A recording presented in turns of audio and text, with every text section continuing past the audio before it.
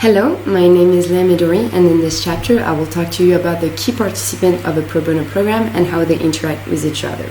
The key participants of a pro bono program are the university, the corporate, and the pro bono intermediaries.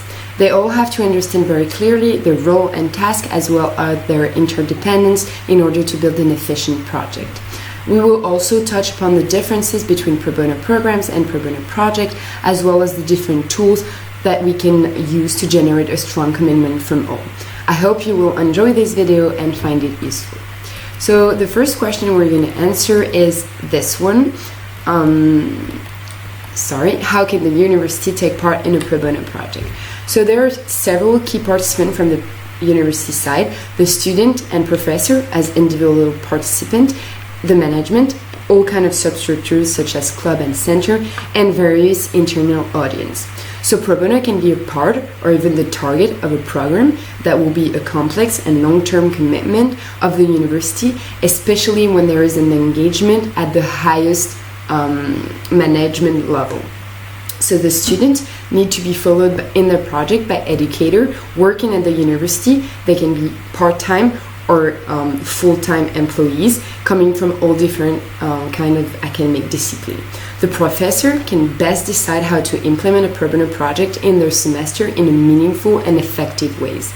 Another important thing is to provide incentive and recognition for students engaging in such programs, and this can go with the possibility of earning extra ECTS that are the credit for the course load. To summarize, the university will show its commitment in different ways. It will motivate professors to participate, assuring the participation of one or more professor in a pro bono project. It will find other participants by using its network in order to find another participant for the pro bono project. It will provide equipment and facilities in order to carry the pro bono project in the best way. It will also give visibility to the participant by allowing the advertisement of the project, and it will evaluate by showing the result of the pro bono project with like testimonial of the participant, for example, and also ensure the confidentiality of the project, assure that the information that the nonprofit will give will not be shared and will be kept a secret. So a second question that we can think of is what are the advantages for students to take part in a pro bono project and how to ensure their commitment. So the students are the main part of this program and can gain a lot of knowledge and professional experience from participating in such programs. The benefit of the student are the following. So putting theoretical knowledge into practice, providing fresh and innovative thinking, learning practical skills, having a professional experience, sharing their own experience with peers, possibility of earning internship or job, their expansion of their network, taking part of an associated project, and also a sense of contributing to the common good. So to make them stay committed, the following action can be taken. So first, we can focus the call for students on the social aspect of the pro bono. This way you will evoke the principal motivation to improve the world instead of other weak motivational factor. Also be very careful in using extrinsic reward and offer them only in cases where the need for security is very high. So when they may have a job next to their schoolwork, and that would be more appealing than pro bono. Once the students also have signed for a pro bono project, it is important to explain to them that they can't give up in the middle of the project. And also an option would be to sign an agreement prior to the project where the commitment of each part is detailed and listed, as well as confidentiality. So then we're going to see what are the participants of the business. So we use the term business here to describe a collective for all kind of venture, no matter their size, area of work, and form of ownership that practice social corporate responsibility. And they follow the idea of giving back to their community and the society as a whole.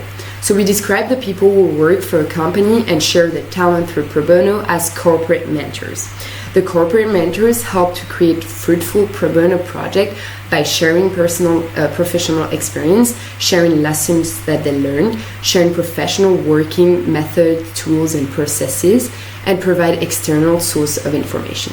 So some of the benefit for the corporate mentors are to transfer knowledge, to contribute to the sense of common good, to expand their network, to create professional relationship with people outside of their usual circle, to learn in a different working or thinking process, to share friendly moment, to actively contribute to a cause, and to have an engagement. So who are the other participants? First of all, we have the pro bono intermediaries. They are the organization that coordinate, promote, and disseminate the pro bono work and culture, facilitating access to consulting service for nonprofit organizations. They provide intermediation between nonprofit, university, and the pro bono players. They mobilize student, youth, and professional to engage in pro bono consulting to strengthen nonprofit. The pro bono intermediaries in the project are the safeguard of the quality of the project and make sure that it reaches its goal.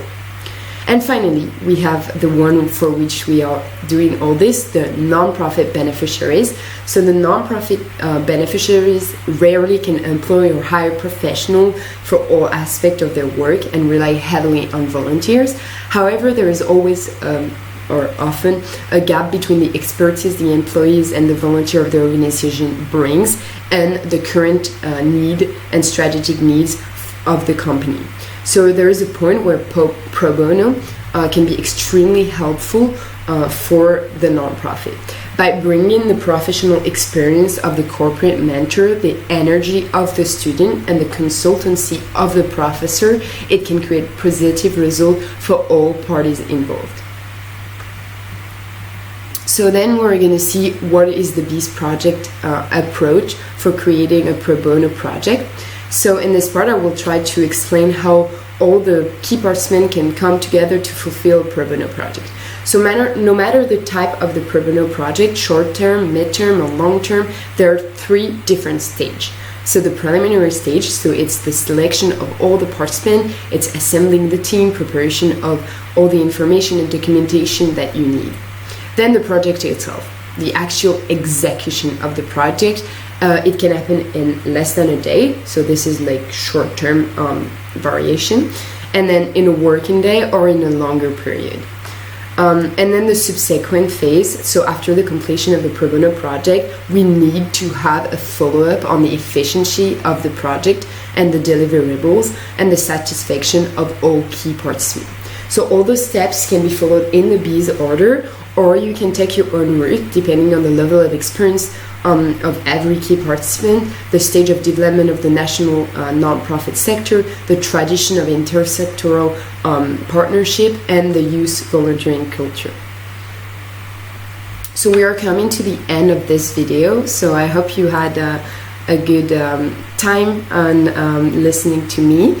So to make sure that you understand, try to answer to those questions, and if you can, please refer to our guidebook. So the first question is, what are the pros and cons for each of the key participants to engage in pro bono? The second one is, try to describe the benefit for engaging in pro bono for specific key players in your community.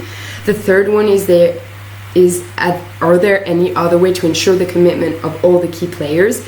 And then the fourth question, so in this chapter we discuss the benefit for all the key players and the communities in engaging in pro bono activities, but our question to you is there any threats?